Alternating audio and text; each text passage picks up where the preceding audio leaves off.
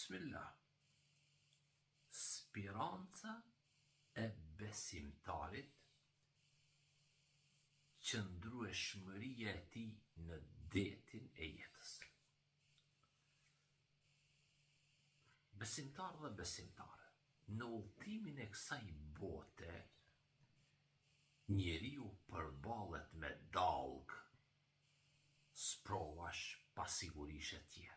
Ashtu si një anije, ndeti trazum ka nevoj për një sperancë të rëndë që ta mbaj të palëkundur. Edhe besimtari ka nevoj për tauhidin, besimin e pastër dhe tevekkulin, mbështetjen te Allahu. Allahu i lartësuar thot në Kur'an: Ela bi dhikrillahi tatma'in al-qulub. Vërtet, me përmendjen e Allahut qetësohen zemrat. Namazi, lidhje e pandërprer me krijuesin Allah. Namazi nuk është thjesht një obligim formal, por namazi është një miaraxhi, ngjitje shpirtërore e besimtarit. Namazi shërben si një stacion furnizimi ku shpirti gjen rahati, qetësi. Muhamedi sallallahu alaihi wasallam njëherë i tha muezinit vet Bilalit: O Bilal, thirrë bre ezanin, na qetëso me ta. Kur namazi falet me khushu, për ulësi.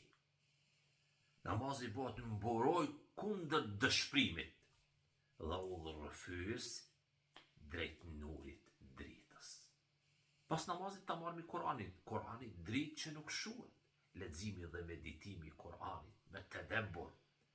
Çka është? Është speranca që e mban mendjen qartë midis dyshimeve. Ajo është urtësia e plot që na mëson se pas çdo vështirësie Allah e sjell lehtësimin. Allah e shpalli Kur'anin që është shërim dhe mëshirë për besimtarët. Namazi, Kur'ani, pastaj sabri dhe tevekkuli. Forcë e mbrëmshme. Durimi pra sabri nuk është bre pasivitet, por është qëndrueshmëri aktive.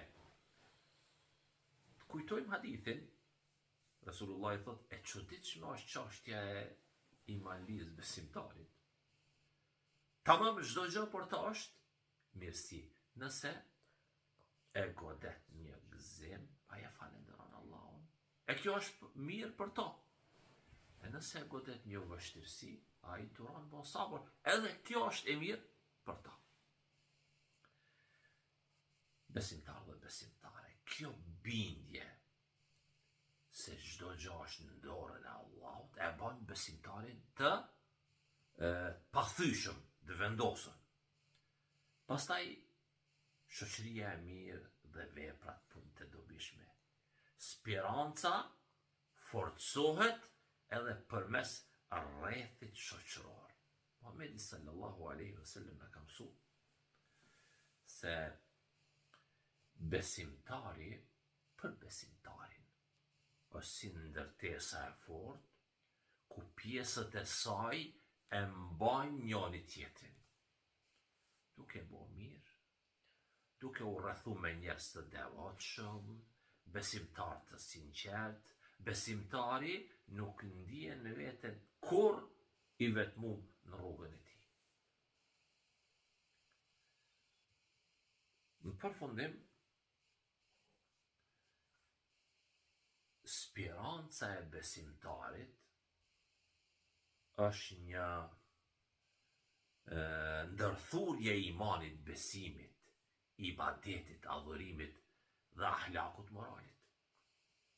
Ajo nuk e lejon që stuhitë e jetës ta përplasin njeriun pas shkëmbive të dëshpërimit, duke u kapur fort pas litarit të Allahut hamdullah, besimtari lundron me siguri drejt bregut paqes në këtë botë, në dynja dhe në botën tjetër ahiret.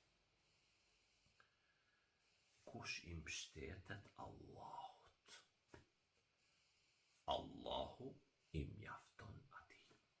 Wassalamu alaikum.